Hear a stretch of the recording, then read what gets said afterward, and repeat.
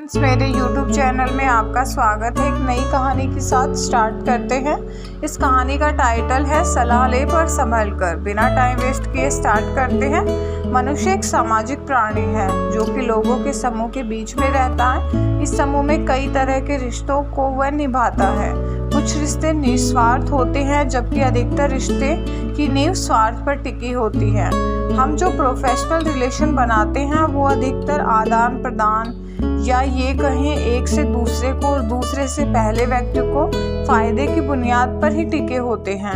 मैं यह नहीं कह रहा कि सभी रिश्तों के पीछे स्वार्थ ही होता है, लेकिन हाँ, आज की दुनिया में अधिकतर इंसान अपना फ़ायदा देखकर ही रिलेशन बनाता है।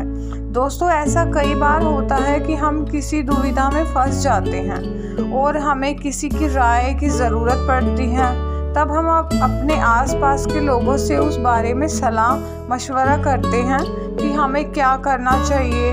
कई बार उनकी राय हमें सही रास्ते का मार्ग दिखाती है तो कभी और ज़्यादा हमारे नुकसान का सबब बन जाती है। अगर आप माता पिता, भाई बहन, सच्चा दोस्त आदि निस्वार्थ रिश्तों को जो कि आपको सही राय ही देते हैं छोड़ दे तो बाकी अधिकतर समाज के और वर्क प्लेस के लोगों से सलाह ले ज़रूर, पर अपना विवेक भी बनाए रखें, क्योंकि कई बार ऐसे सलाह देने वालों का स्वार्थ भी उनकी सलाह में छुपा रहता है। इसलिए सुने सबकी पर माने अपने विवेक और अंतरात्मा की। एक बार एक आदमी अपने छोटे से बालक के साथ एक घने जंगल में जा रहा था। तभी रास्ते में उस बालक को प्यास लगी और उसे पानी पिलाने उसका पिता उसे एक नदी पर ले गया। नदी पर पानी पीते पीते अचानक वो बालक पानी में गिर गया और डूबने से उसके प्राण निकल गए। वो आदमी बड़ा दुखी हुआ और उसने सोचा कि इस घने जंगल में इस बालक की अंतिम क्रिया किस प्रकार करूं। तभी उसका रोना सुनकर एक गिद्ध, शियार और नदी से एक कछुआ वहां आ गए और उस आदमी से सहानुभूति व्यक्त करने लगे।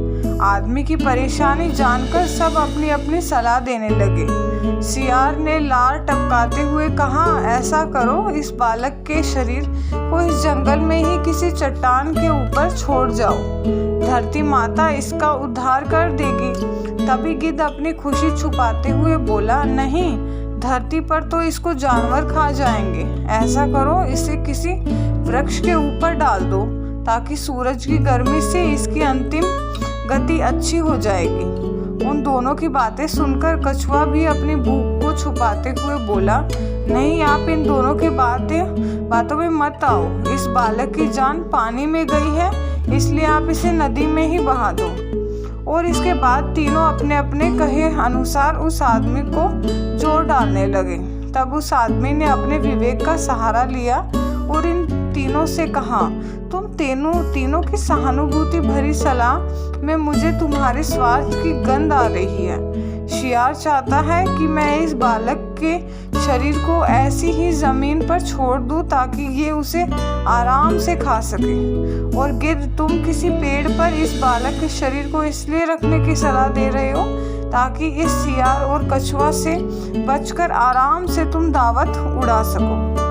और कछुआ, तुम नदी के अंदर रहते हो इसलिए नदी में अपनी दावत का इंतजाम कर रहे हो। तुम सलाह देने के लिए धन्यवाद, लेकिन मैं इस बालक के शरीर को अग्नि को समर्पित करूंगा, ना कि तुम्हारा भोजन बनने दूंगा। यह सुनकर वो तीनों अपना सा मुंह लेकर वहां से चले गए। दोस्तों, मैं यह नहीं कह रहा हूँ कि हर व्यक्ति आपको स्वार्थ भरी सलाह ही देगा, लेकिन आज के इस कॉम्पिटिटिव युग में हम अगर अपने विवेक की छलने से किसी सलाह को छान ले तो शायद ज़्यादा सही रहेगा। हो सकता है कि आप लोग मेरी बात से पूरी तरह सहमत ना हो, पर कहीं ना कहीं आज के युग में ये भी तो सच है कि मेरे नज़दीक रहते हैं कुछ दोस्त ऐसे जो मुझ में ढूंढते हैं गलती आपने। तो फ्रेंड्स, ये कहानी आपको कैसी लगी कमेंट बॉक्स में ज़रूर बताएं। वीडियो को लाइक करें, चैनल को सब्सक्राइब करें। धन्यवाद।